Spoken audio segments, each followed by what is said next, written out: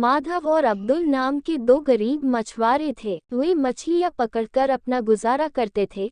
दोनों का परिवार के नाम पर एक दूसरे के सिवा कोई नहीं था। एक दिन अब्दुल माधव से, भाई जान, आपके गले में ये जो सिक्का दिखाई दे रहा है ये क्या है? आप ये क्यों पहनते हो? ये सिक्का मेरे पिताजी की आखिरी निशानी है। ये सिक्का उन्होंने मुझे दिया था और कहा था इसे गले से कभी मत उतारना, समुंदर में ये तुम्हारी रक्षा करेगा। ऐसे ही एक दिन वे दोनों मछलियां पकड़ने के लिए समुद्र में जाते हैं। आज समुद्र में बहुत दूर जाने के बाद एक भी मछली हाथ नहीं लगती। बहुत मेहनत करने के बाद सिर्फ एक ही मछली हाथ लगती है। वे निराश होकर एक ही मछली लेकर घर आ जाते हैं।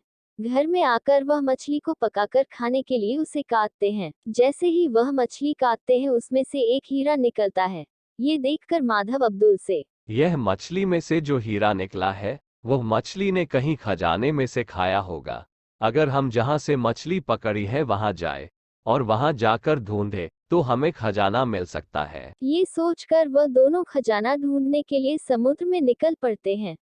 लेकिन समुद्र में बीचों बीच जाने के बाद एक तूफान में फंस जाते हैं। तूफान में फंसने के कारण नाव पलट जाती है और वह दोनों नाव छोड़कर किनारे की तरफ तैरने लगते हैं। जैसे ही वह दोनों किनारे पहुंचते हैं तो उस टापू के लोग दोनों को पकड़ लेते हैं।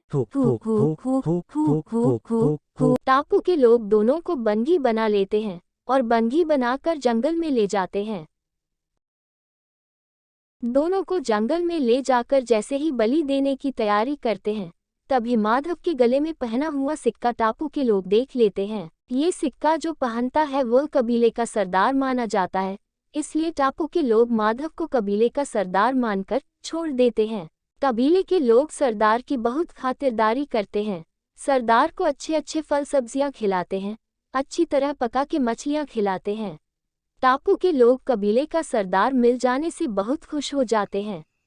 कुछ दिन टापू के लोगों के साथ रहने के बाद माधव घर जाने की बात करता है तो टापू के लोग माधव और अब्दुल को टापू के किनारे पड़ा एक पुराना जहाज के पास ले जाते हैं। माधव देखता है कि जहाज पूरा खजाने से भरा हुआ है, लेकिन टापू के लोगों के लिए वहां रखा हुआ खजाना सिर्फ चमकते हुए पत्थर है। टापू के लोग पेड़ पौधे और जंगल को ही अपना खजाना मानते हैं। टापू के लोग पेड़ों की पूजा करते हैं, वह पानी का महत्व समझते हैं, पानी की पूजा करते हैं। पेड़ पौधे जल जंगल ये सभी चीजों को वह अपना खजाना मानते हैं। ये सब देखकर वह दोनों वहीं रह जाते हैं।